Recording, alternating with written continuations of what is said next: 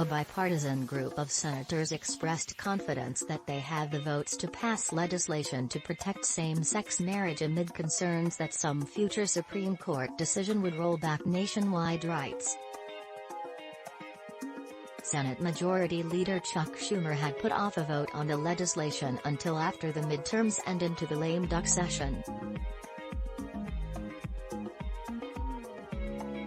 With reports that the legislation may come to the Senate floor as soon as this week, the lawmakers released a statement on Monday saying, "We look forward to this legislation coming to the floor and are confident that this amendment has helped earn the broad, bipartisan support needed to pass our co." The senators spearheading the legislation include Senator Tammy Baldwin, DY, Senator Rob Portman, RO, Senator Susan Collins, RME, Senator Kirsten Sinema, DOS, and Senator Thom Tillis, RNC. 60 votes would be needed to overcome the threat of a filibuster.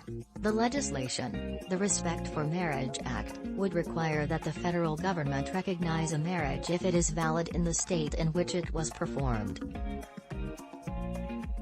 The couples would be entitled to full faith and credit of the federal government, but it would not require that a state issue a marriage license to a same-sex couple. The legislation also includes provisions that religious organizations and nonprofits would not be required to provide services or goods for marriage ceremonies. Another provision protects religious liberty and conscience protections available under the Constitution or federal law.